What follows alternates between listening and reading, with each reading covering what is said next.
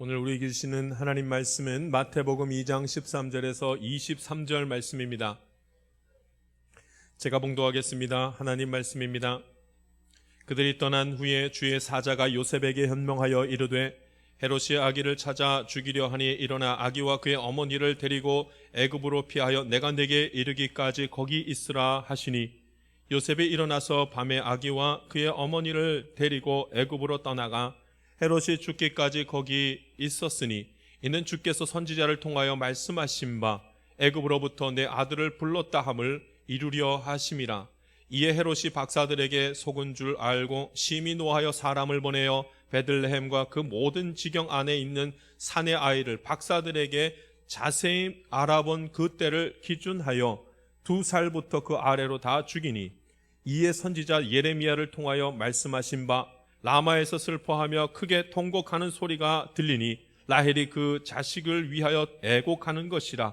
그가 자식이 없으므로 위로받기를 거절하였도다 함이 이루어졌느니라. 헤롯이 죽은 후에 주의 사자가 애굽에서 요셉에게 현몽하여 이르되 일어나 아기와 그의 어머니를 데리고 이스라엘 땅으로 가라. 아기의 목숨을 찾던 자들이 죽었느니라 하시니 요셉이 일어나 아기와 그의 어머니를 데리고 이스라엘 땅으로 들어가니라. 그러나 아켈라오가 그의 아버지 헤롯을 이어 유대의 임금됨을 듣고 거기로 가기를 무서워하더니 꿈에 지시하심을 받아 갈릴리 지방으로 떠나가 나사렛이란 동네에 가서 사니 이는 선지자로 하신 말씀에 나사렛 사람이라 칭하리라 하심을 이루려 함이로라. 아멘. 주가 일하실 때라는 제목으로 말씀 나누겠습니다. 주가 일하실 때라는 제목으로 주의 말씀 나누겠습니다. 여러분, 하나님이 우리를 위해서 오늘도 일하시는 줄 믿습니다. 그러나 여러분, 우리가 그걸 깨닫지 못할 때가 많죠. 깨닫지 못하는 이유 중에 하나는 우리가 주님께서 우리 가운데 함께하지 않으셔서 우리가 그걸 모를 때가 참 많이 있습니다. 영적인 것들이라 잘 모를 때가 있습니다. 그러나 하나님은 내가 믿든지 안 믿든지 내가 의심을 하든지 안 하든지 하나님은 오늘도 일하시는 분이십니다.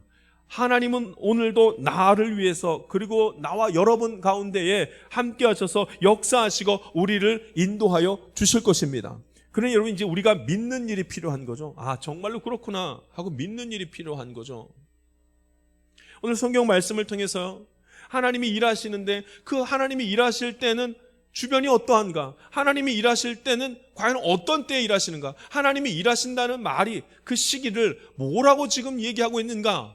주의 말씀을 통해서 같이 보기를 원합니다. 본문 말씀의 가운데 나와 있는 것을 우리가 믿을 때 믿음의 확신이 생기고 이것을 함께 듣고 마음에 품게 될 때 말씀이 역사하는 것을 내 삶 속에서 경험합니다. 오늘 성경에서는 아주 분명하게 말합니다. 하나님은 살아계십니다. 하나님은 오늘도 나를 위해서 일하십니다. 하나님은 우리의 삶을 인도하여 주실 것입니다. 할렐루야. 이 믿음의 고백과 확신이 있어야지만 그 다음부터 우리의 삶이 굉장히 풍요로워집니다. 그래, 그때 그 다음부터 굉장히 평안함을 얻게 됩니다. 하나님이 살아계시고 하나님이 나를 위해서 일하시고 하나님이 인도하신다. 이 믿음의 확신이 있어야 그 다음에 평안을 누리는 것입니다. 복음서는 여러분, 오늘 성경에 마태복음, 마가복음, 누가복음, 요한복음 이 복음서를 기쁜 소식이라, 복음서는 기쁜 소식이라 그런 뜻입니다. 그런데 복음서의 말씀이 무엇이길래 기쁜 소식인가? 예수 그리스도에 대한 말씀으로 가득 차 있습니다. 그러니 예수 그리스도가 우리에게는 복음이라, 예수 그리스도가 기쁜 소식이라 이렇게 말하는 거죠. 예수님이 그래서 태어나신 것, 예수님이 사역하신 것, 예수님이 죽으신 것, 예수님이 부활하신 사실, 이것을 가만히 묵상해 보면 아하, 하나님이 일하신다, 하나님 살아계신다, 이것을 알 수밖에 없다 이 말입니다. 오늘 복음서에 이제 예수님에 대한 이야기가 나옵니다. 마태복음서에 예수님의 탄생, 하나님이 일하십니다. 하나님이 그의 아들을 이제 이 땅 가운데 보내셨습니다. 이야, 엄청난 은혜의 시간 아닙니까? 근데 여러분, 이 은혜의 시간에, 예수님이 탄생한 은혜의 시간에 이 땅에 아주 무서운 일이 생기고 말아버립니다. 그 무서운 일이 무엇인가? 집단살인입니다. 예수님 태어날 때 집단살인이 일어납니다. 헤롯이 유대인의 왕으로 나신 예수가 이 땅 가운데 태어났다는 소식을 헤롯 왕이 들었습니다. 그런데 예수가 어디서 태어났는지 누구에게서부터 태어났는지 전혀 알 수가 없었습니다. 그래서 그가 했던 만행이 무엇인가 다 죽여버렸습니다. 예수님의 소식을 안 그 시간부터 2년 안에 있는 모든 2살 아래의 모든 사내 아이를 다 죽여버렸습니다. 엄청난 일이 이 안에서 벌어졌습니다. 우리 말씀 한번 보겠습니다. 그 말씀이 그대로 나와 있죠. 16절 말씀 함께 읽겠습니다. 읽습니다. 시작. 이에 헤롯이 박사들에게 속은 줄 알고 심히 노하여 사람을 보내어 베들레헴과 그 모든 지경 안에 있는 사내 아이를 박사들에게 자세히 알아본 그 때를 기준하여 2살부터 그 아래로 다 죽이니. 아멘. 다 죽여버렸습니다.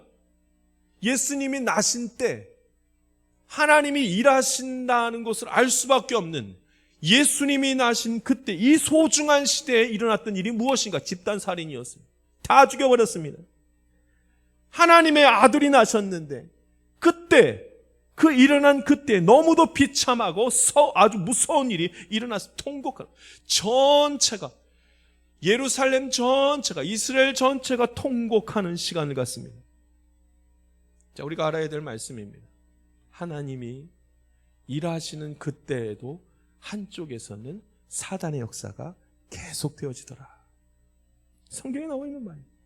인류 역사가 시작되고 난 뒤 아담과 하와가 범죄한 이후 사단의 역사는 단 한 번도 멈춘 적이 없습니다. 단 한 번도 계속되어져요. 심지어 하나님이 일하실 때에 그때 하나님의 아들이 태어난 역사적인 아주 정말로 귀한 복음의 시간이 선포된 그때에 사단의 역사가 같이 동시에 일어나는 것을 봅니다. 우리가 기억해야 될, 잊지 말아야 될 말씀입니다. 하나님의 은혜가 선포되는 바로 그곳에조차도 사단의 역사는 계속되더라. 그러므로 이 일들을 인하여 하나님이 일하지 않는구나. 이거 봐라, 이거 사람 다 죽는 걸 보니 하나님이 일하는 걸 멈추셨구나. 혹은 사단의 역사가 하나님의 역사보다 더 세구나 라고 생각해서는 안 된다는 말씀입니다. 하나님은 크신 분이요, 하나님은 내가 생각할 수 없을 만큼 전능하시고 위대하신 분입니다.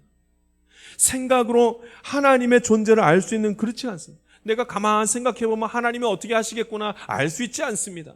하나님은 너무 크신 분이라 하나님의 뜻을 이해할 수도, 하나님이 행하신 일이 어떤 일인지도 우리는 잘 모릅니다. 언제까지요? 하나님이 내게 스스로 오셔서 말씀하시기 전까지는 알 수가 없습니다. 그러니 내가 몰라도, 내가 느끼지 못해도 하나님은 여기 계시며 하나님은 일하시는 것을 저와 여러분이 믿을 수 있기를 바랍니다. 한쪽에서는 통곡하는 소리가 들린다 할지라도, 하나님이 거기선 일하시지 않는가 보다. 아니요, 하나님은 여전히 이 세상을 다스리시며 주관하시며 우리를 인도하시는 하나님이심을 우리가 믿어야 합니다. 그 이야기가 오늘 성경 말씀에 쓰여져 있습니다. 사단의 역사는 예수님과 그 예수님의 사역 가운데서도 계속해서 나타납니다. 예수님이 태어났을 때, 그 예수님이 태어난 그때로 2살 이하의 모든 사내 아이들이 다 죽었습니다. 헤롯의 만행으로 인해서 다 죽었습니다. 여러분, 이게 헤롯의 만행 같습니까? 아니요, 사실은 사단이 헤롯의 마음을 뒤집어 놔가지고 엄청난 비극을 만들어낸 것입니다. 권력을 사랑하는 악한 왕의 권세가 이렇게 다 만들어버렸습니다. 예수님이 사역을 시작하시기 바로 전에 40일 동안 금식하셨습니다. 여러분, 금식했다는 사실은 사람이 금식할 정도면요 얼마나 거룩함으로 섰는지 모릅니다. 그런데 사단의 역사가 시작되고 예수님이 시험받기 시작합니다. 굶고 있는 인간에게 먹을 것으로 엄청난 유혹을 했습니다. 어떻게 예수님에게, 하나님의 아들에게, 그것도 사역하기 바로 직전에 금식한 그 인간 예수에게 마귀가 와서 시험에 들게 할 수가 있겠습니까? 이게 가능한 일입니까? 근데 일어났습니다. 여러분, 내가 성령으로 충만해도 사단의 역사가 있다는 것을 기억해야 됩니다. 예수님의 사역이 절정에 이르렀을 때가 있었습니다. 예수님이 12명의 제자를 데리고 예수님의 사역이 아주 끝을 달리고 있을 만큼 아주 풍성해질 때가 있었습니다. 근데 예수님의 제자 중에 가룟 유다가 예수님을 팔아버립니다. 그때 성경에는 유다의 마음속에 마귀가 들어갔다고, 사단이 들어갔다고 얘기합니다. 이 가룟 유다가 얼마나 대단한 사람이겠습니까? 그 당시에 전대, 그러니까 회계를 맡아서 이끌 만큼 똑똑하고 누구나에게 인정받은 사람이었습니다. 예수님의 사역의 중심에 있었던 사람이 가룟 유다입니다. 그런데 가룟 유다는 예수님을 파는 일에 그 마음을 다 쏟아버리고 결국은 자살하고 말아버립니다. 그 인생을 그렇게 마감합니다. 어떻게 그런 일이 일어날 수가 있습니까? 사단의 역사입니다. 예수님의 사역 중에서도 하나님의 은혜가 넘치는 곳, 그리고 말씀으로 충만을 하게 된 그 자리에서도 사단의 역사가 계속됩니다. 오늘 우리가 함께 이렇게 거룩하게 모여서 예배를 드리는 이 거룩한 장소에서조차도 몇몇 사람들은 어쩌면 그 사단의 그 마음을 다 빼앗겨서 어떤 것도 하지 못한 채 주저앉아서 그냥 예배드리는 사람들이 있을지도 모르겠습니다. 그만큼 사단의 역사가 강력하게 일어납니다. 그러니 사단의 역사가 계속될 때 그 자리에 하나님이 일하시지 않는다라고 그렇게 생각해서는 안 됩니다. 하나님이 일하십니다. 그런데 한쪽에서는 사단의 역사도 같이 일어납니다. 하나님 왜 그렇게 하십니까? 그건 하나님만 아시는 일입니다. 그러나 오늘 성경 봤더니 하나님의 은혜, 그의 아들 예수님이 태어난 때에 이 비극이 일어난 것을 보면 여전히 그때도 그랬다면 지금도 은혜 가운데 있어도 사단의 역사가 있다는 것을 인정해야 됩니다. 놓치지 말아야 될 것은 그 일이 있어도, 아주 슬픈 일, 낭망되는 일이 있어도 하나님은 일하시더라. 할렐루야. 하나님 일하십니다. 낙심하지 마십시오. 그래서 주가 일하십니다. 주위에 절망스러운 일들이 계속 일어나도 절망과 사망에 이르는 모든 근원이 사단에게서부터 온다는 것을 기억하고, 그럼에도 불구하고 하나님이 일하심을 믿고 하나님이 나와 함께 하시는 것을 입으로 고백할 수 있기를 간절히 바랍니다. 자, 두 번째입니다. 하나님이 일하실 땐 사단의 역사도 같이 있더라. 한 가지고, 두 번째는, 그럼 하나님이 일하실 때는 언제 일하시는가? 하나님이 내게 다가오실 때 일하는 겁니다. 하나님이 내게 다가오셔야 하나님의 일이 시작되는 것을 알 수가 있습니다. 내가 하나님께로 갈 수가 있겠습니까? 하나님이 내게로 오시는 것입니다. 그리고 나서 하나님이 무엇을 해야 될지, 어떻게 해야 될지 내게 알려주십니다. 그래서 은혜죠. 내가 하는 것이 아니라 하나님이 다가오셔서 하는 것이니까요. 내가 무엇을 할 수 있겠습니까? 어떻게 할 수 있겠습니까? 아무것도 할 수가 없습니다. 가만히 있을 수밖에 없는 나에게 하나님이 찾아오셔서 믿음을 주시고, 하나님이 찾아오셔서 그 믿음으로 교회 나가도록 인도하신 것입니다. 할렐루야. 오늘 요셉과 마리아가 궁지에 몰렸습니다. 처음에는 요셉과 마리아가 그 성령의 인도하심 따라 마리아가 아기를 가진 사건을 깨닫게 되고, 하나님이 하셨구나. 그리고 자녀까지 낳았습니다. 근데 궁지에 몰립니다. 헤롯이라는 왕이 2살 아래의 모든 아이를 다 죽인다고 말을 합니다. 그때 누구도 포함되어져 있었냐면 예수님도 포함되어져 있었습니다. 어찌할 바 몰라 하고 있을 그때 하나님이 일하시기 시작합니다. 그랬는데 어떻게 일하시는가? 하나님이 요셉과 마리아에게 찾아오셔서 할 바를 알게 하시고 피할 바를 알려주십니다. 할렐루야. 하나님은 그렇게 일하십니다. 그가 찾아오십니다. 말씀 보겠습니다. 13절 말씀 같이 읽겠습니다. 13절 읽습니다. 시작. 그들이 떠난 후에 주의 사자가 요셉에게 현몽하여 이르되, 헤롯이 아기를 찾아 죽이려 하니 일어나 아기와 그의 어머니를 데리고 애굽으로 피하여 내가 내게 이르기까지 거기 있으라 하시니. 아멘. 그들이 떠난 후에 주의 사자가 요셉에게 현몽하여 이르되, 하나님이 찾아오셨습니다. 하나님이 찾아오셔서 할 바를 알려주시더라, 이 말입니다. 그래서 그들이 피할 수 있었습니다. 자, 그들이 애굽에 가서 피하고 있을 때 또다시 하나님이 나타나셔서 이렇게 말합니다. 자, 19절과 20절 말씀, 또 나타나신 하나님을 만나보겠습니다. 19절 20절 말씀 읽습니다. 시작. 헤롯이 죽은 후에 주의 사자가 애굽에서 요셉에게 현명하여 이르되, 일어나 아기와 그의 어머니를 데리고 이스라엘 땅으로 가라. 아기의 목숨을 찾던 자들이 죽었느니라 하시니. 아멘. 하나님이 또 나타났습니다. 하나님의 사자가 또 나타났습니다. 여러분, 누가 누구에게 갔는지를 자세히 보십시오. 주의 사자가 요셉에게 나타났습니다. 요셉이 주의 사자에게 간 것이 아닙니다. 주의 사자가 요셉에게 찾아왔습니다. 여러분, 그게 은혜입니다. 하나님이 내게 은혜를 주셨다 하는 것은 하나님이 내게 찾아오셨다는 말씀입니다. 하나님의 은혜가 내게 임할 때에 하나님이 일하심을 그 가운데로 내가 들어갈 수가 있습니다. 요셉과 마리아가 그 당시에 신문이 있었겠습니까? 라디오가 있어서 그 사람이 이제 죽었구나 알 수 있었겠습니까? 아무도 그들에게 알려주고 그들의 죽음의 공포에서 벗어날 수 있게 할 수 있는 그런 방법이 없었습니다. 어디로 가서 살아가야 될지, 언제 거기서 벗어나야 될지 알 수가 없었습니다. 하나님이 찾아오셔서 일하시기 시작합니다. 가자, 피하라, 됐다, 다시 이스라엘로 돌아가자. 하나님 말씀하십니다. 우리가 은혜라고 말할 때는 그 은혜는 내가 하나님께로 가서 은혜를 받은 것이 아니라 그가 내게로 오셔서 하나님이 일하시는 것을 보게 하시며 피할 길도 가야 할 곳도 머물러야 할 곳도 말씀하시는 것입니다. 그래서 여러분, 교회에 와서 예배를 드려도 아무렇지도 않을 때가 있습니다. 기도를 하고 성경을 보아도 아무렇지도 않을 때가 있습니다. 왜 그런가? 하나님이 내게 오지 않으셨기 때문에, 하나님 내게 은혜를 주시지 않았기 때문입니다.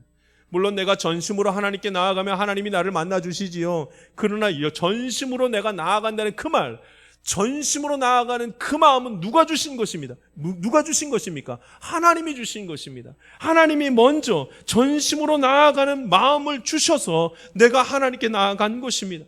하나님이 그런 마음을 내게 주셨기 때문에 믿음이 생겼고, 믿음이 생긴 사람은 교회 나와야겠다라는 생각과 마음으로 오는 것입니다. 하나님이 내게 다가오셔야지만 나는 하나님을 만날 수 있고, 하나님의 일하시는 것을, 하나님이 나를 보호하시는 것을 깨닫게 되는 것입니다. 할렐루야. 그때 하나님이 일하십니다.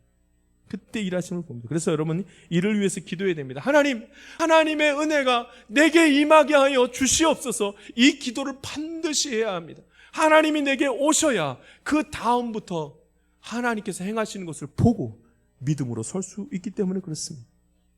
하나님을 만나는 것이 얼마나 모호한지 모릅니다. 예배를, 기도를 하고 나면 우리가 하나님을 만나는 것 같은 그런 느낌이 듭니다. 그러나 확신하기가 어렵지요. 예배를 드린 다음에 은혜를 받습니다. 그리고 하나님의 일하시는 것임을 잠깐 생각하며 그런가 할 때가 있습니다. 그런데 모호하게 느껴질 때가 훨씬 더 많죠. 영적인 일이라서 그렇습니다. 모호하게 생각이 됩니다. 그런데 여러분, 하나님의 은혜가 정말로 내게 임하면 이거 하나님이 일하시는 것 분명하게 알 수 있습니다. 하나님이 정말로 내 안에 들어오시면, 하나님이 나를 찾아주시면, 내게로 다가와 주시면 확실하게 알 수 있습니다.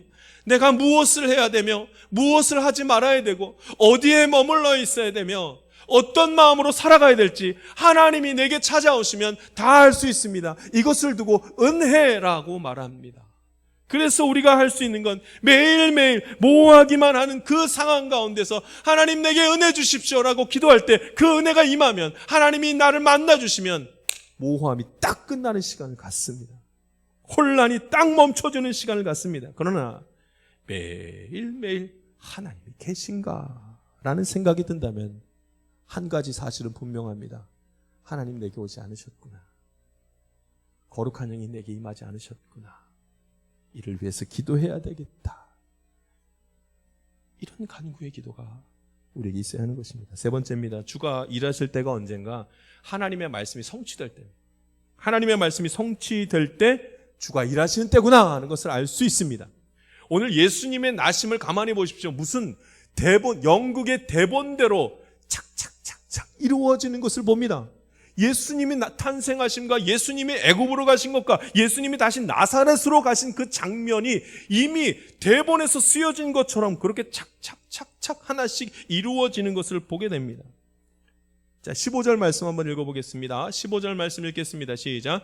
헤롯이 죽기까지 거기 있었으니 이는 주께서 선지자를 통하여 말씀하신 바 애굽으로부터 내 아들을 불렀다 함을 이루려 하심이라. 아멘. 말씀을 이루려 하심이라. 오늘 그 이루려 하심이라 라는 말씀이 오늘 본문에서 무려 3번이나 반복됩니다. 18절에 보면 또 나옵니다. 쭉 말씀이 나온 다음에 맨 18절 맨 마지막에 이루어졌느니라, 말씀이 이루어졌느니라 18절 마지막에 나오죠. 23절에도 똑같이 나옵니다. 나사렛이란 동네에 가서 사니 이는 선지자로 하신 말씀에 나사렛이라 칭하리라 하심을 이루려 함이로라. 이미 나와 있는 하나님의 말씀이 이루어졌습니다. 이 말을 합니다. 하나님의 일하실 때가 언젠가 마치 연극 대본에 나와 있는 것처럼 요셉과 마리아가 그대로 하게 된 것은 이미 선포된 말씀이 지금 이루어집니다. 하나님이 일하십니다. 이것을 보여줍니다. 할렐루야. 요셉과 마리아는 헤롯이 죽기까지 어디에 있었는가? 애굽에 있었습니다. 그 말씀이 어디 있어요? 14절에 보면 몇 절이에요? 15절에 보면 그렇게 나오죠. 애굽으로부터 내 아들을 불렀다. 호세아의 말씀이 선포됐고 그 말씀이 이루어졌다는 말씀이죠. 헤롯이 사내 아이를 죽였다. 이 말씀은 이미 예레미야 선지자를 통해서 오래전에 선포된 말씀입니다. 라마에서 슬퍼하며 크게 통곡하는 소리가 들리니 이미 예레미야 선지자를 통해서 선포된 말씀이 여기서 이루어지는 것을 봅니다. 그뿐이 아닙니다. 예수님이 어디에서 살아가게 되는가? 나사렛이라는 동네에서 살아가게 되리라. 이것도 이사야 선지자를 통해서 아주 오래전에 선포된 말씀입니다. 그러므로 하나님이 일하시는 것을 보기 위해서 우리가 꼭 해야 될 것은 약속의 말씀을 알아야만 합니다. 하나님이 일하신 때는 약속의 말씀이 이루어진 때이기 때문에 말씀을 알지 못하는데 어떻게 하나님이 일하시는 것을 알 수가 있겠습니까? 혹은 여러분, 하나님의 말씀이 선포되는 그 자리에서는 하나님의 뜻을 이해하지 못할 때가 훨씬 많습니다. 구약 시대에 이사야 선지자, 호세아 선지자, 예레미야 선지자가 그 말씀을 선포할 때 예수님이 그때 나시고 하나님의 말씀이 그때 이루어질지를 이 선지자들이 알았겠습니까? 몰랐겠죠. 전혀 몰랐을 것입니다. 말씀이 이루어진다는 것은 지금 당장 그 뜻을 모를 가능성이 훨씬 더 많다는 뜻입니다. 선포된 말씀은 지금일지 모르나 약속의 말씀이기 때문에 언제 이루어질지는 하나님의 때에 이루어지더라 이 말입니다. 그래서 여러분, 우리가 말씀을 읽어도 깨닫지 못하는 것은 살아있는 말씀이고 이 말씀이 약속의 말씀이기 때문에 완전히 깨닫지 못할 때가 더 많습니다. 그러니까 여러분, 애굽으로부터 내 아들을 불렀다. 호세아 선지자가 그렇게 선포했을 때 이 말씀을 듣고 이 말씀이 예수님 시대에 나타날 말씀이구나 라는 걸 그 당시에 아는 사람이 아무도 없었습니다. 이 말씀을 선포한 호세아 선지자조차도 이 말씀을 선포한 다음에 이 말씀이 예수님에 관한 말씀이구나 라는 것을 알 수가 없었습니다. 하나님의 말씀은 약속의 말씀이요 범시대적인 말씀이라, 시대를 초월하는 말씀이라 잘 알 수가 없습니다. 말씀을 이해하는 데는 많은 시간이 필요하고 때로는 말씀을 이해하지 못한 채로 한 시대가 지나가기도 합니다. 하나님이 일하신 때는 이 말씀이 성취될 때 하나님이 일하신다 이렇게 말하는 거죠. 이 신비로운 말씀, 능력의 말씀은 왜 그러한가? 살아있는 말씀이요 약속의 말씀이기 때문에 그렇습니다. 자, 우리에게도 말씀이 있습니다. 하나님의 말씀은 약속의 말씀이고 살아있는 말씀이라서 이미 선포된 말씀이기도 하고 앞으로 이루어질 말씀도 함께 이 성경 속에 들어있습니다. 그래서 어쩔 때는 지나가봐야 알 수 있을 때가 있고 그 지난 이야기를 보면서 오늘 내가 그 말씀을 따라 살아가는 일도 동시에 벌어집니다. 여러분, 성경 말씀에 여호와는 나의 목자시니 내게 부족함이 없으리로다 이런 말씀이 있죠. 참, 이 말씀이 언제 은혜가 되겠습니까? 이 약속의 말씀이 언제 내 말씀이 되겠습니까? 인생의 방황을 한참 하고 있다가 너무나 힘들 때 이 말씀을 딱 대하면 여호와는 나의 목자시니 내게 부족함이 없으리로다. 어느 말씀에 마음이 와닿겠습니까? 목자시구나. 내가 이렇게 방황 가운데 있는데 오직 여호와만이 목자시구나. 그 약속의 말씀이 그 사람에게는 그때 이루어지는 것입니다. 이 목자란 뜻이 그런 뜻이었고, 어떤 사람에게는 부족함이란 말이 그렇게 다가옵니다. 아무것도 없었는데 하나님이 하나씩 다 채워주신 것을 느낄 그때 이 말씀을 대하면 여호와는 내 목자시니 내게 부족함이 없으리로다. 정말 내가 부족함이 없습니다. 하나님 다 채우셨잖아요. 놀랍게도 같은 말씀을 대하는데 그 말씀이 내게 이루어지는 때는 너무나도 각각 다르더라는 것이죠. 성경을 우리가 그래서 보아야 합니다. 말씀의 내용을 다 이해하는 데는 오랜 시간이 걸리는 것이 당연합니다. 성경은 몇 번 읽었다고 해서 그 말씀을 다 이해하는 것이 아닙니다. 성경의 내용을 안다고 해서 하나님을 아는 것도 아닙니다. 성경을 대하는 것은 하나님을 대하는 것이고, 그렇기 때문에 하나님이 내게 찾아오셔야지만 주의 뜻을 이해하기 시작하는 것입니다. 그때가 돼야지만 말씀이 정말로 이해갑니다. 그러나 성경을 보지 않으면 아무것도 아닙니다. 여러분, 유일하게 영적인 하나님, 보이지 않는 하나님이 자기를 드러내신 것이 어디냐면 성경에서만 유일하게 하나님이 하나님 되심을 드러내서 내가 이런 사람이야 라고, 이런 분이야, 이런 존재야 라고 말씀을 하는 것입니다. 그래서 성경 봐야죠. 정말 무서운 것은 말씀 보지 않으면서 기도하는 것이 정말 무서운 일입니다. 기도는 하나님과의 대화하고 영적인 일인데, 내 안에 하나님의 말씀이 들어있지 않는 상태로 자꾸 기도하게 되면 악한 영이 그 안에 들어가서 잘못된 기도를 막 퍼붓게 하기 시작합니다. 여러분, 말씀 계속 나누잖아요. 거룩한 자리에서도, 기도하는 거룩한 자리에서조차도 사단의 역사는 계속되더라. 하나님이 일하시는 그때 악한 영이 우리를 흔들 수도 있는 것입니다. 그래서 정말로 조심해야 될 것은 말씀 없이 기도하는 그 기도입니다. 내 안에 마음과 생각이 온통 다른 곳으로 차 있는데 기도하면 잘못된 기도만 하더라는 거죠. 오늘 성경에서 우리에게 창세기부터 계시록까지 하시는 말씀이 있습니다. 똑같이 계속해서 창세기부터 계시록까지 한 주제로 말씀하시는 말씀이 있습니다. 하나님이 나와 함께 하신다. 한번 따라하겠습니다. 하나님이 나와 함께 하신다. 할렐루야. 임마누엘의 하나님에 대한 얘기가 창세기 1장부터 계시록까지 계속해서 반복되어져 나옵니다. 천지를 창조하신 이후부터 미련한 인간들에게 계속하신 말씀, 내가 너와 함께하리라 말씀하셨습니다. 이 말씀은 이미 선포된 말씀이고 앞으로 계속해서 이루어져야 할 말씀입니다. 이 말씀이 언제 이루어질까요? 이 하나님의 말씀이 언제 하나님이 일하시는 것을 보게 될까요? 하나님의 때가 있습니다. 하나님이 함께 하심을 강하게 그렇게 경험하는 것이 내 안에서 일어날 때가 분명히 있습니다. 사단의 역사가 있다 할지라도 하나님이 나와 함께 하신다는 이 사실이 언젠가는 하나님의 때 계속해서 나타나는 것을 보게 될 것입니다. 사람들은 요즘 시대를 말씀이 없는 시대라 이렇게 말합니다. 왜요? 성경 안 보니까. 성경 볼 마음이 없고 말씀에 관심이 없으니까 이 시대를 말씀이 없는 시대라고 합니다. 근데 여러분, 말씀을 보는 사람이 있어도 말씀을 이해하지 못하는 사람이 많습니다. 하나님의 영이 임하지 않았으면 말씀을 보아도 그 말씀을 이해하지 못합니다. 여러분, 말씀을 이해한다고 해도 말씀에 순종하지 못하면 아무것도 아닙니다. 세상에 순종하면 아무것도 아닙니다. 그러기에 그럼 하나님의 말씀, 이미 선포된 말씀, 하나님이 나에게 약속해 준 그 말씀을 붙들고 산다는 것이 얼마나 어려운지 말씀하고 있습니다. 그러나 오늘 성경을 보면 예수님의 나심을 통해서, 예수님이 사역하시고 죽으시고 다시 사신 이 말씀을 통해서 하나님이 나에게 무엇을 말씀하시고 어떤 말씀이 성취되기를 원하시는지 우린 조금씩 알아가게 될 것입니다.